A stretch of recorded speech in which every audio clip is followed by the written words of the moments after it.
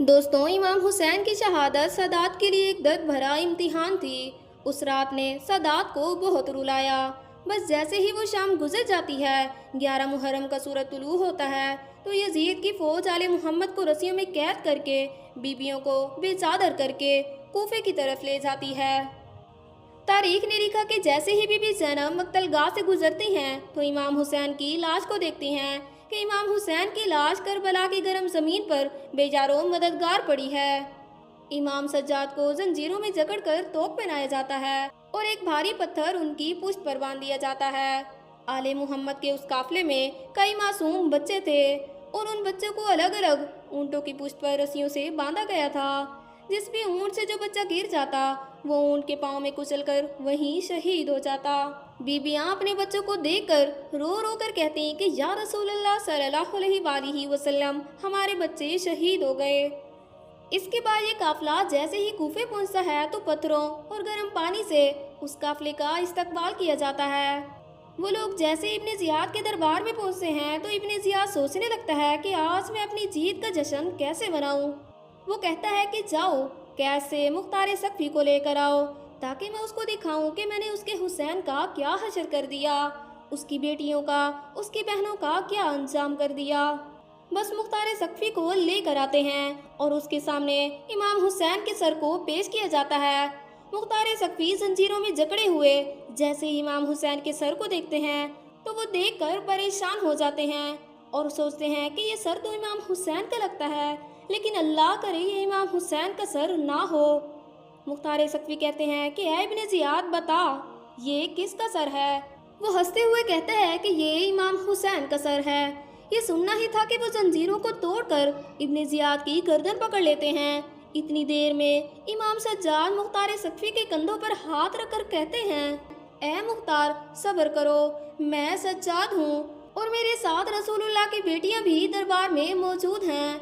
मुख्तार सफ़ी ज़मीन पर बैठकर रोने लगते हैं। इतने में सिपाही फिर से उनको कैद कर लेते हैं और आले मोहम्मद को कुछ दिनों के लिए वहाँ कैद खाने में रखा जाता है। फिर ये काफिला कूफे से शाम की तरफ रवाना होता है। कई सख्तियाँ सहते सहते जब ये काफिला शाम पहुँचता है, तो यजीद कहता है कि रुको, जब तक ये शाम शहर पूरी तरह सज नहीं जाता, तब तक बीबियाँ शाम में दाखिल न हो। तारीख ने लिखा कि 3 दिन तक बीबियों को बाहर ठहराया जाता है और शाम शहर को सजाया जाता है और शाम में रहने वाले मुसलमानों को हुक्म दिया जाता है कि जैसे ही ये बागी काफिला शाम में दाखिल हो, तो इसे ऐसे पत्थर मारो ताकि कयामत तक कोई बागी पैदा ना हो।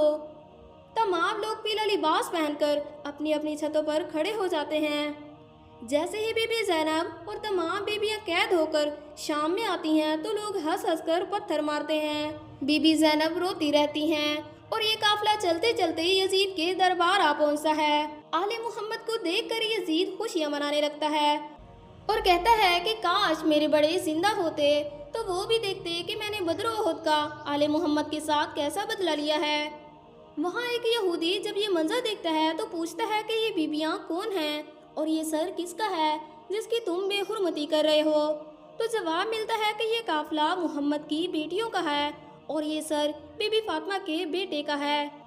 ये सुनकर वो यहूदी कहने लगा कि फातिमा जो नबी की दुख्तर हैं, उन्हीं के बेटे का सर है। तो दरबार में बैठे लोग कहते हैं कि हाँ, ये उसी का सर है। वो यहूदी रोकर कहता है कि तुम्हें शर्म नहीं आती, अभी तो हजूर के विसाल को 50 साल ही गुजरे हैं और तुमने उसके खानदान का ये हशर कर दिया। जैसे ही ये शोर यजीद के कानों तक पहुंचता है, तो यजीद उसका सर कलम करवा देता है और इमाम हुसैन के सर की बेहुरमती करता रहता है। इतने में इमाम सज्जाद कहते हैं कि ऐ यजीद, तू अपने आबाओ अजदाद की तारीफ कर रहा है, मुझे भी मौका दे ताकि मैं भी इन लोगों को बताऊं कि मैं किस खानदान का हूँ। यजीद के साथी कहते हैं कि यजीद, ये बीमार जंजीरों में जकड़ा हुआ तेरे सामने क्या कहेगा, इसको भी मौका दे ताकि ये भी मिंबर पर आ जाए। बस इमाम सज्जाद मिंबर पर आते हैं और कहते हैं कि तमाम तारीफें उस अल्लाह के लिए हैं जो तमाम जहानों का पालने वाला है और तमाम दरूद सलाम उस मोहम्मद मुस्तफ़ा सल्लल्लाहु अलैहि वसल्लम पर जिसके दीन के लिए उसके ख़ानदान ने अपना सब कुछ कुर्बान कर दिया।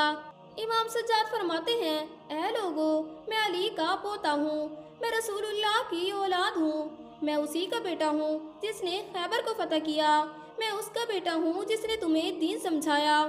اے لوگوں، میں اس کا بیٹا ہوں جس کا یہ سر ہے، جس کے لبوں کو اللہ کے رسول چوما کرتے تھے۔ یہ وہ حسین ہے جس کو رسول اللہ اپنے کندھوں پر سوار کیا کرتے تھے۔ اے لوگوں، میں وہ غریب بیٹا ہوں جس نے کربلا کے میدان میں امام حسین کو ذبح ہوتے ہوئے دیکھا۔ میں وہ ہوں جس کو زنجیروں میں جکڑ کر اور آل محمد کی بیٹیوں کے ساتھ بازاروں میں لایا گیا اور پتھر مارے گئے۔ امام سجاد کے خطبے میں اتنا ڈر تھا کہ لوگ رونے لگے۔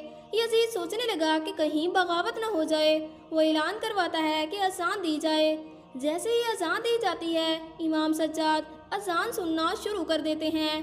جیسے ہی اذان میں محمد مصطفیٰ صلی اللہ علیہ وآلہ وسلم کا نام آتا ہے تو امام سجاد فرماتے ہیں، ہاں، میں بھی گواہی دیتا ہوں کہ میں اسی محمد کے خاندان سے ہوں جس کی بیٹیوں کو یہاں قید کیا گیا ہے۔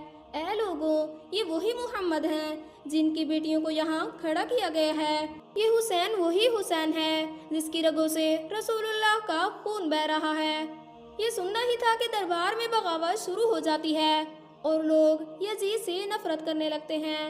تاریخ نے لکھا کہ اس خطبے کے بعد لوگوں کے دلوں میں یزید کے لیے نفرت اتنی بڑھ جاتی ہے کہ یزید اپنے ہی محل میں قید ہوتا جاتا ہے اور قیامت تک لوگ یزید اور یزیدیت سے نفرت کرتے رہتے ہیں اور امام حسین کی مظلومیت پر روتے رہتے ہیں۔